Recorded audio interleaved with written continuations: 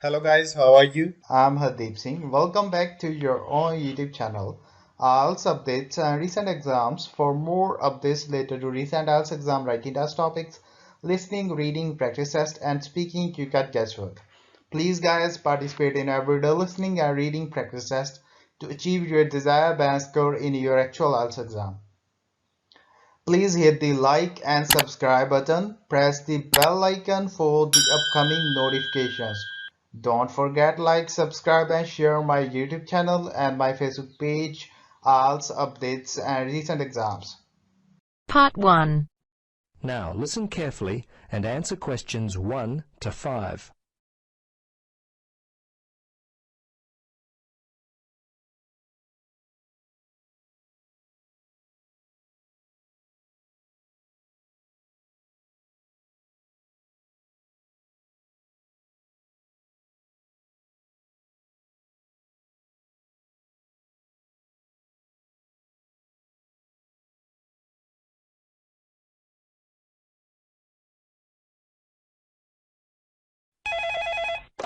Hello. Yes, hello. It's Tom Burlinson calling from Clean It Vacuum Cleaners. Mr. Sargent, is it? Yes. I understand you recently purchased a vacuum from us. Is that correct? Yes, that's right. Well, this is simply a call to find out if you've been happy with your purchase. Our company prides itself on its after-sales service. Just because you've bought from us doesn't mean you're no longer important to us. Could you spare a few moments to answer some questions? Sure. How long will this take? Well, not long at all, Mr. Sargent. Usually only about 3 or 4 minutes. Okay. What would you like to know? Okay, great. I'll just go through the survey form and if you'll just bear with me, this shouldn't take long at all. Okay, first question. Which model did you purchase and when? Yes, it was the super cleaner. We bought it about 2 weeks ago. Let's see, it was a Monday, I think, because my wife's birthday was on the Sunday, 24th. That would make it the 25th. Yes, August the 25th. Okay. Now, do you remember the name of the salesperson? Was he worth remembering?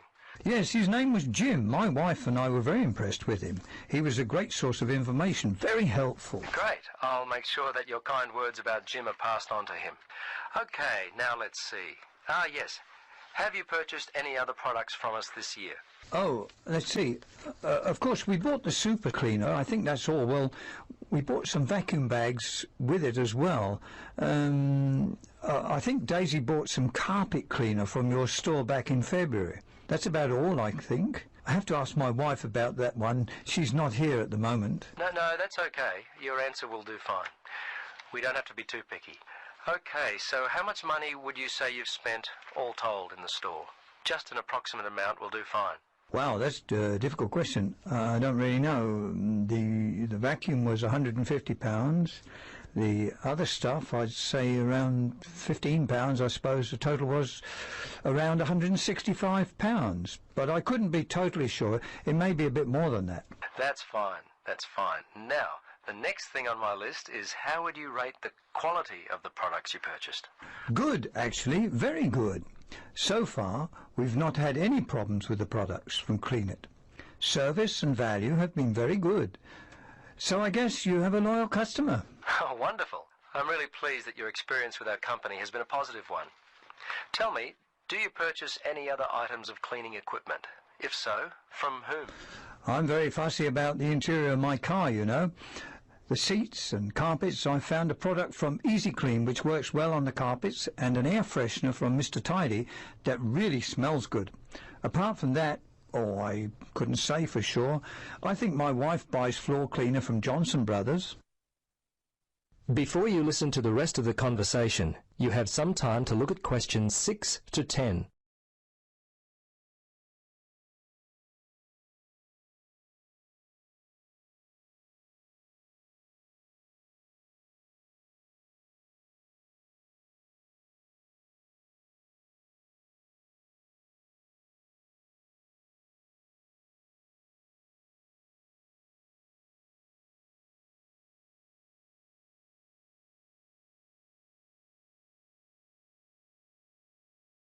Well, we've just introduced a new line of car fresheners. You might like to stop by. We'll offer you a 20% discount. Okay, we're almost to the end of the questions. Now, I know you were happy with Jim, but overall, how would you rate the quality of our service? Fine, I thought it was good. The lady in accounts was a little unfriendly, but overall I would say the service was quite good actually. Jim made all the difference, and you certainly seem to be a very nice person. Oh, thanks, Mr. Sergeant. Please, Tom, call me Terry. Oh, okay, Terry. Very good. Second last question. We're thinking of expanding our trading hours. When are the best times, the most convenient for you to shop? Oh, I'm not a shopper. I mostly leave it all up to my wife. She works full time. Let's see. For me, I guess I'd have to say Sundays between 1 and 3, and I'm not working on Thursdays now, so if I had to, I guess Thursdays between, say, 11 and 12 noon. Okay. Last question, Mr. Sergeant. Terry, do you have any other suggestions for us? Anything at all? Well, come to think of it now, there was one thing. Turn up the air conditioner. I seem to remember sweltering in there, and it was unpleasant and hot. Also, and this is just me, I always like to have some music playing, you know, quietly in the background. It just makes the place seem friendlier, you know, more professional. Well, I'll certainly mention that to management. Well, that's it. Thanks so much for your time, Terry. If there is anything we can do in the future to help you, don't hesitate to call us. Okay, bye now. Yes, bye-bye, and thanks again. That is the end of part 1. You now have half a minute to check your answers.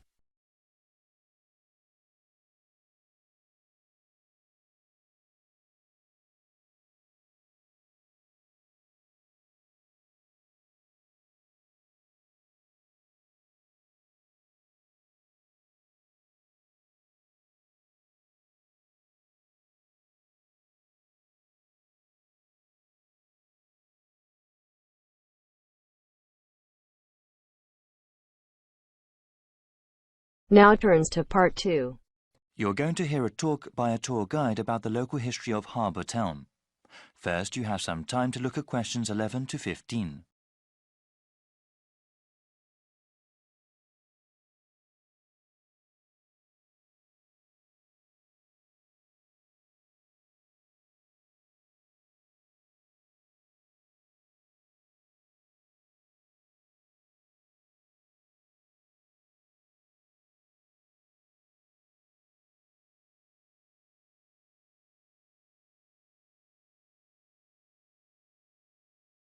Good morning, everyone, and welcome to the historic downtown area of Harbour Town.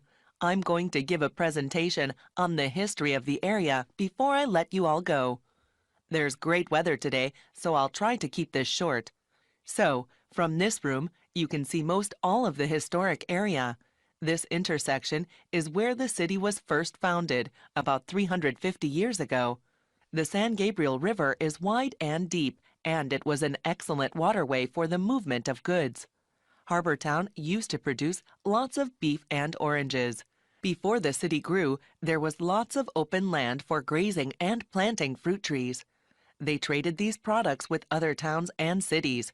The weather in this region is excellent for growing oranges because there are warm summers and mild winters. Citrus fruits can't survive in places where there is severe frost. At the height of citrus cultivation, there were over 500 orchards growing citrus fruit. Unfortunately, this fertile land also had lots of oil underneath it. In the rest of the country, new technology required the energy found in fossil fuels.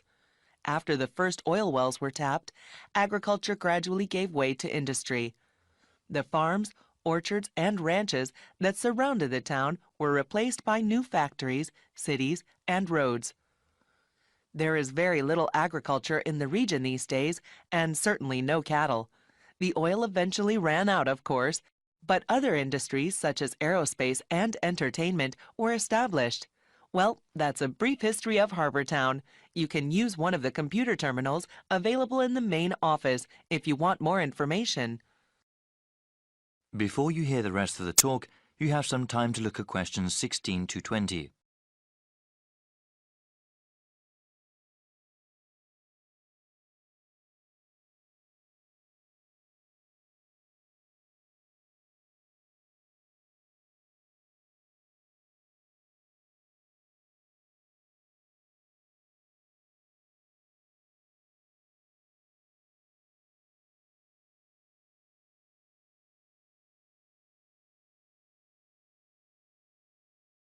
I will highlight some of the sites here just to give you an idea of what we have in the historic center of Harbor Town. You can then explore the area as you please. So, I've already mentioned the intersection where the city was first founded. The main east-west street is called Sunset Road, and the main north-south street is called Santa Monica Avenue. The central office we are in right now is at the northernmost end of Santa Monica Avenue. There are public restrooms here, as well as computer terminals that connect to the internet. Across from the central office is the fruit market. At its height, people from all over the country came to buy fruit from the distributors there. If you travel south from the market and go past the intersection, you will see the Ranch Museum. Here you can learn about the old ranching lifestyle that was such a hallmark of our region. Now, going back to the intersection, if you go west of Santa Monica Avenue, you will find Old City Hall. It is an excellent example of the architecture of the time. In the opposite direction, going east of the main intersection, you can see Sunny Movie Studios. They don't make movies there now, of course, but it was the first company to make movies in our region. Also, the subway station is accessible from all four corners of the intersection. If you didn't take the bus here today, I am sure that is where you came from. Well, thanks again, and I hope you enjoy your visit to the historic area of Harbor Town. That is the end of part 2. You now have half a minute to check your answers.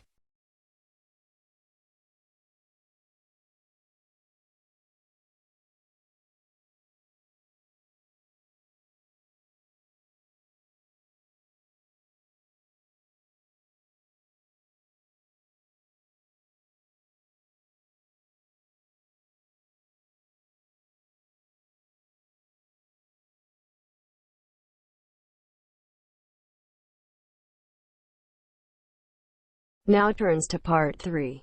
You will hear a discussion between students about a university assignment. First, you have some time to look at questions 21 to 26.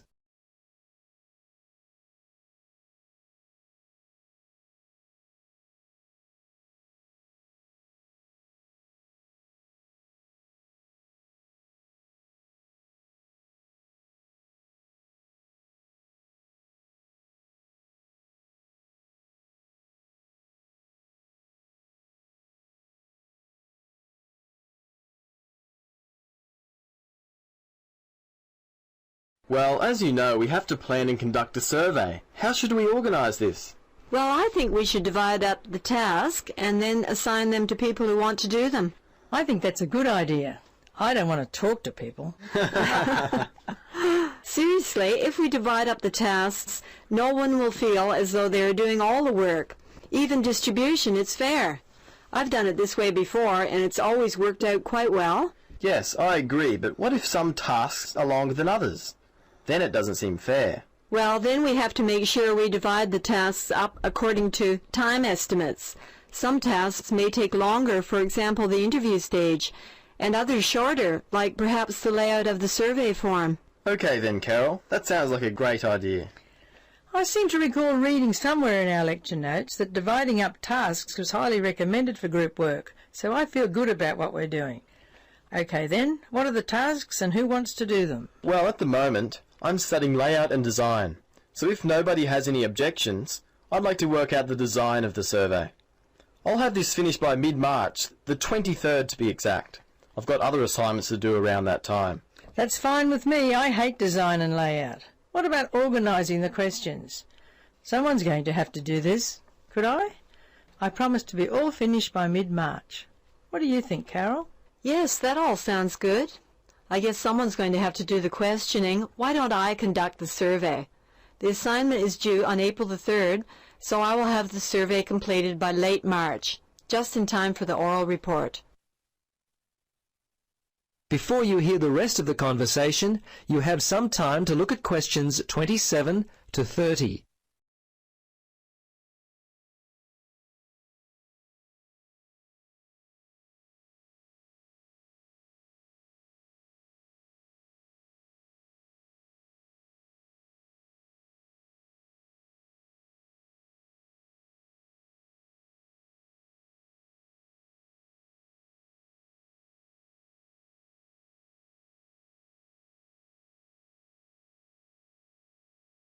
Yes, about that oral report. Does anyone have any notes from last lecture? There were some good ideas about how to give a good oral report. Yes, I happen to have them right here. There were some very helpful suggestions given by Professor Thompson. Should we take a moment to go through them? Yeah. Yes, yes, please. Well, firstly, the report itself is due after the survey has been handed in. I believe our group will be presenting it on the 12th of April. 12th of April? That's the date of my accounting exam.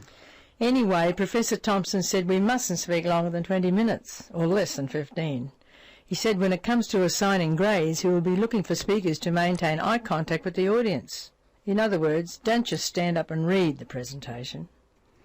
That's been my problem in the past. I spend all my time looking at my notes and the audience gets bored. Yes, that's right. Another point to remember is to make good use of gestures. Standing there like a robot is also very boring for the class. Another thing to consider is visual aids. He said we should include a variety of them, things like overhead transparencies, handouts. We can use the whiteboard, DVDs or video were also suggested. Okay, let's decide who wants to do what. That is the end of part 3. You now have half a minute to check your answers.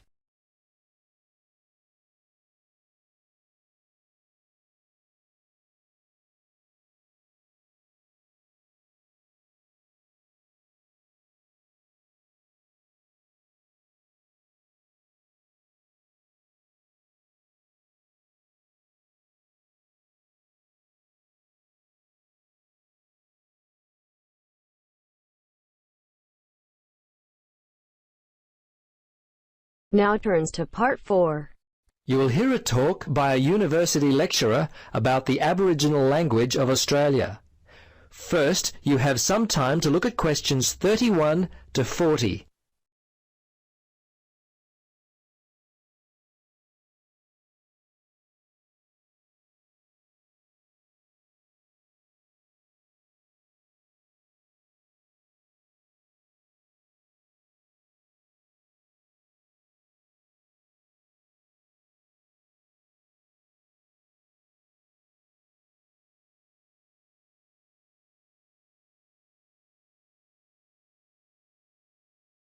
We'll begin our course of study this semester by looking at the role of the English language among the native or indigenous peoples of Australia.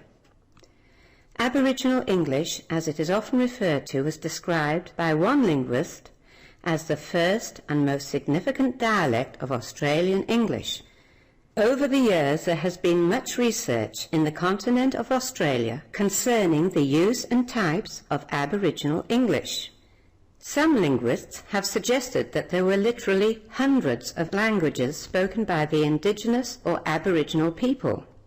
European settlers who came to the continent of Australia brought with them their own language, and this was adopted by the Aboriginal people.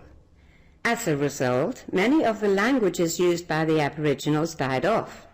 I should mention that in Central Australia, white settlement began comparatively late, with the setting up of the Overland Telegraph Station near Alice Springs in the 1860s.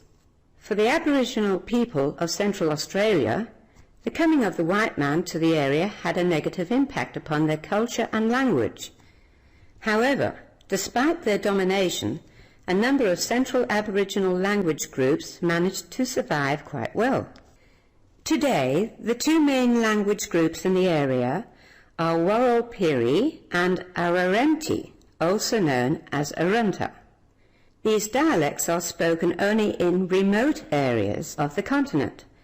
These areas include the Kimberleys, Arnhem Land, Far North Queensland and Central Australia. The two major language groups, Warlpiri and Arrernte, are both estimated to have well over 3,000 fluent speakers. Another Aboriginal dialect, known as the Western Desert Language, is spoken by a large group of some 5,000 speakers extending over a 25,000 square kilometre area of Central Australia.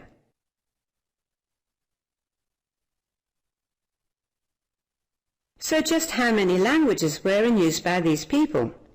It's difficult to say conclusively, but some linguists have suggested as many as 260, while others quote a more conservative figure of around 200. Regardless of the actual number, there have been many forms of communication among the Aboriginal people, a people who comprise approximately 2% of the current 20 million strong Australian population. It's interesting to note that many Australians refer to Aboriginal languages as dialects, thinking that they are all dialects of one all-embracing Aboriginal language. This is actually incorrect. In fact, all of the original estimated 250 languages were mutually incomprehensible, as different from each other as, for example, German and French. Aboriginal society does, however, provide frequent examples of bilingualism, with some people speaking several languages and dialects. In actual fact, a number of the languages spoken by Indigenous Australians are themselves actually variations of English. A number of these languages have a great deal in common with English, but have their own distinctive words and meanings, as well as accents and grammar. The Aboriginal people view their language as a way to maintain their unique identity within Australian culture. Of those languages studied, about 20 are still being used today. However, as the older generations die off and are replaced by the younger, even these 20 are in danger of being lost. The others, they've all but been destroyed. They remain unused, but live in the memories of the elderly. In some cases, they are trying to be revived by Indigenous communities.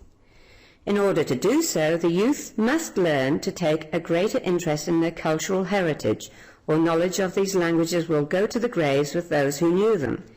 If we don't act now to preserve these languages, an element of history will be lost forever. That is the end of part 4. You now have half a minute to check your answers. So guys, don't forget like, subscribe and share my YouTube channel and my Facebook page, IELTS updates and recent exams. For more updates related to recent IELTS exam writing test topics, listening, reading, practice test and speaking, you got guesswork.